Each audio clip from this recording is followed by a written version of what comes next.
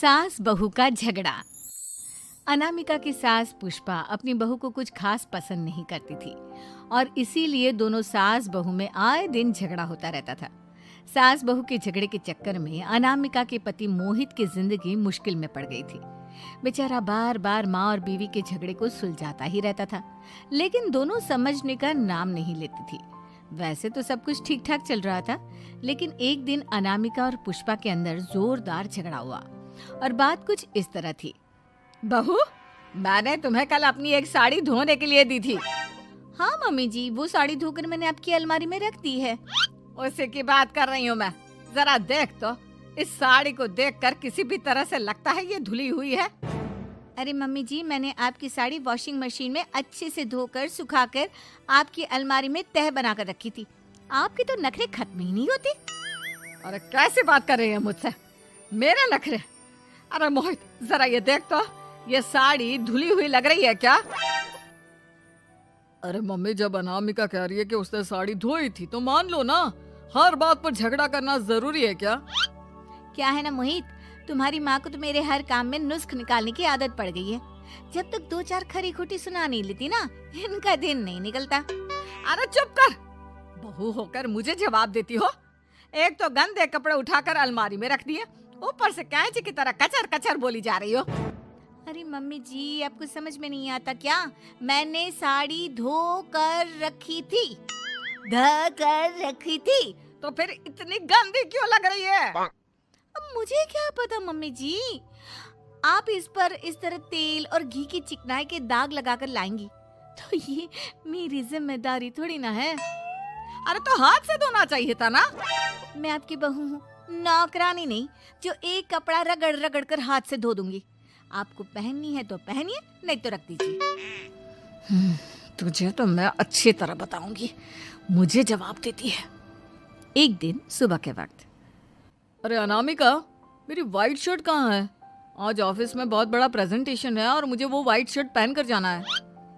मुझे पता है, आपने मुझे 2 दिन पहले ही बता दिया था और आपकी शर्ट मैंने धोकर अच्छी तरह आयरन करके अलमारी में लगा दी है। जाइए वहां से ले लीजिए।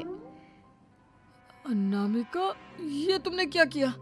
ये देखो, शर्ट पर लिपस्टिक का दाग लगा हुआ है और ये तो एक जगह से जल भी गई है। नहीं नहीं मोहित, ऐसा नहीं हो सकता। मैंने तो तुम्हारी शर्ट ठीक से इस्त्री करके अलमारी में लगाई थी। तो फिर ये जल कैसे गई अपने आप? अलमारी में लटके लटके थोड़ी ना जल जाएगी।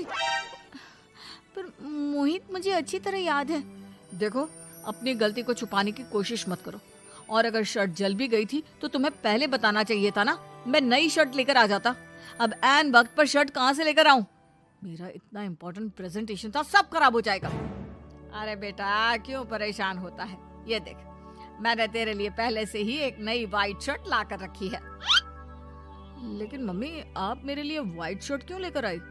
अरे मुझे पता था तेरा प्रेजेंटेशन होने वाला है और अपनी इस बहू पर तो मुझे बिल्कुल भी भरोसा नहीं।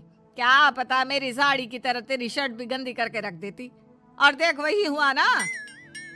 बेटा, सारी टेंशन छोड़ और ये नई शर्ट पहन कर जा। थैंक यू मम्मी, आज तो आपने बचा लिया मुझे। कुछ दिनों के बाद, अरे अनामिका, जानती हो, ऑफिस में मेरा जो दोस्त है ना अमर, आज उसका बर्थडे है और उसे तुम्हारे हाथ का चॉकलेट केक बहुत पसंद है। थोड़ा सा बनाकर टिफिन में रख दो ना प्लीज। हाँ हाँ, क्यों नहीं, मैं बहुत अच्छा केक बनाकर आपके दोस्त के लिए रख दूंगी। तुम्हारे हाथ का खाना खाकर तो वैसे ही मेरे ऑफिस के सारे लोग इतनी तारीफ करते हैं, क्या बताऊं। आप प्लीज एक अच्छा सा केक और बना दो, मेरी तो ऑफिस में शान बढ़ जाएगी। अनामिका केक बनाने के लिए रख देती है। पुष्पा चुपचाप जाकर उस पे ढेर सारा नमक डाल देती है। देख अमर, तेरी भाभी ने तेरे लिए चॉकलेट केक बनाकर भेजा है, तुझे बहुत पसंद है ना? यार, तू बहुत किस्मत वाला है। भाभी इतना अच्छा खाना बनाती है और साथ में केक भी। वैसे भाभी को थैंक यू बोलना। थैंक यू बाद में, पहले तो ये केक खा कर देख। बहुत मेहनत से बनाया है अनामिका ने। अरे यार, इस केक में तो बहुत सारा नमक है।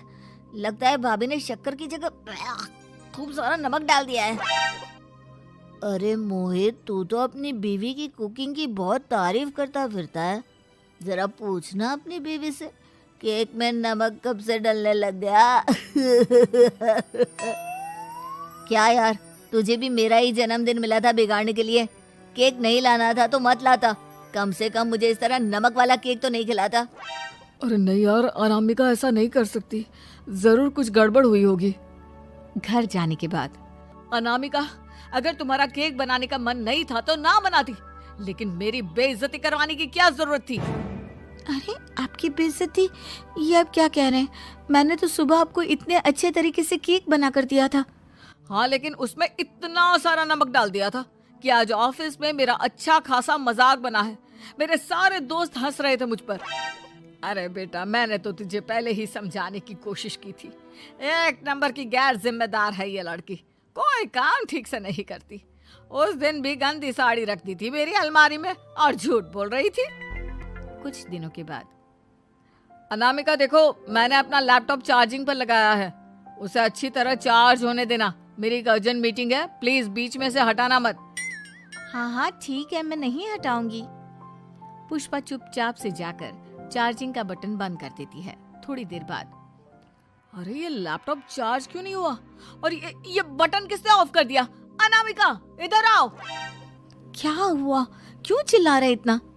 अनामिका, मैंने तुमसे कहा था ना, मेरा लैपटॉप चार्जिंग पर लगा हुआ है, मेरी अर्जेंट मीटिंग है। तुमने इसका स्विच ऑफ क्यों कर दिया? अरे मैंने ऐसा कुछ नहीं किया, मैं क्यों स्विच ऑफ करूंगी? कुछ दिनों से देख रहा हूँ अनामिका, तुम मेरा हर काम बिगाड़ देती हो। देखो ये अच्छी आदत नहीं। कम से कम तुम्हें इस बात का तो ध्यान रखना चाहिए था कि मेरी कितनी इंपॉर्टेंट मीटिंग थी। अब क्या करूंगा मैं? आई एम सॉरी मोहित, लेकिन सच में मैंने जानबूझकर कुछ नहीं किया। अगर जानबूझकर नहीं किया तो क्या सब कुछ अपने आप हो जाता है? कभी मेरी शर्ट जल जाती है, कभी केक में नमक डल जाता है। आप मेरी बात क्यों नहीं सुनते? मैंने जानबूझकर कुछ नहीं किया। फिर से वही बात। अरे कितनी बार तुम्हें समझा चुका हूँ, इस तरह मेरा काम बार बार मत बिगाड़ा करो। तुम जानती हो मुझे कितनी प्रॉब्लम होती है। ऑफिस में तो पहले ही बेइज्जती करा चुकी हो, और अब ये मीटिंग, ये भी मेरे हाथ से निकल गई। अनामिका की समझ में कुछ नहीं आता कि आखिर उसके साथ ये सब क्या हो रहा था और क्यों हो रहा था। फिर कुछ दिनों के बाद मोहित अपने ऑफिस से कुछ फाइल लेकर घर आता है। अनामिका, ये कुछ फाइलें हैं, इन्हें संभाल कर रख दो। और प्लीज इस बार ध्यान से, कोई गड़बड़ी नहीं होनी चाहिए। नहीं मोहित, कोई गड़बड़ी नहीं होगी। मैं सारी फाइल्स अलमारी में लॉक करके रखूंगी और चाबी अपने पास रखूंगी। अनामिका, जरा अलमारी की चाबी तो देना। क्यों मम्मी जी, आपको क्या काम है? उसमें मोहित की जरूरी फाइल रखी है और मैं नहीं चाहती कि इस बार कोई भी गड़बड़ हो। पता नहीं कुछ दिनों से हर काम खराब हो जाता है। अरे मुझे उसमें से पैसे निकालने हैं और उसके बाद ले लेना अपनी चाबी। मैं खा नहीं जाऊंगी तुम्हारे पति की फाइल। अनामिका को अपनी सास पर शक होता है। चाबी देने के बाद वो चुपचाप छुपकर अपनी सास की हरकत देखती है। ये फाइलें उठाकर डस्टबिन में डाल देती हूँ, फिर देखना कैसे मोहित इसकी खबर लेगा। इस बार तो छोड़ेगा नहीं इसे। वैसे भी पहले मैंने जो कुछ भी किया है उसकी वजह से अच्छी खासी डांट पड़ी है, मजा आ जाएगा। अच्छा तो ये बात है, सारा काम मम्मी जी बिगाड़ देती हैं, वो भी इसलिए क्योंकि मेरा उनसे झगड़ा हो गया है। सास के जाने के बाद अनामिका मोहित को बुलाकर लाती है। क्या हुआ अनामिका, क्या दिखाना है? ये देखिए, आपकी फाइल डस्टबिन में पड़ी हुई है। इसीलिए तो कहा था संभाल कर रखना, और तुमने उठाकर ये फाइल डस्टबिन में डाल दी। मैंने नहीं, तुम्हारी मम्मी ने डाली है, मुझसे बदला लेने के लिए, ताकि तुम मुझे डांटो। और अगर मैंने डाली होती तो मैं तुम्हें दिखाने के लिए बुलाकर तो नहीं लाती ना। सही कह रही हो, मैं अभी मम्मी से जाकर बात करता हूँ। थोड़ी देर बाद, मम्मी सच सच बताइए, मेरी फाइल अलमारी में से निकाल कर डस्टबिन में आपने डाली थी ना? अरे अपनी माँ पर इल्जाम लगाता है, शर्म नहीं आती तुझे? मैं इल्जाम नहीं लगा रहा हूँ मम्मी, जो सच है वही पूछ रहा हूँ। आप जल्दी से बताइए आपने ऐसा क्यों किया? अरे तो क्या करती, तेरी बीवी मुझसे झगड़ा करती है, उल्टे सीधे जवाब देती है, मुझे उससे बदला लेना था। अरे मम्मी, लेकिन आप दोनों के झगड़े के चक्कर में मेरा कितना नुकसान हुआ है, ये कभी सोचा आपने? मम्मी जी, अगर आपका बदला पूरा हो गया हो तो आइंदा ऐसी कोई हरकत मत करना, क्योंकि अब आपकी सच्चाई हमारे सामने आ चुकी है। यह तो वक्त ही बताएगा मैं क्या करूंगी और क्या नहीं। मम्मी जी, कहा ना आप ऐसा कुछ नहीं करेंगी। अरे मेरी जो मर्जी आएगी वो मैं करूंगी। मेरा सर घूम रहा है। सास बहू के झगड़े में मेरी जिंदगी का तो कचरा हो गया है, कचरा।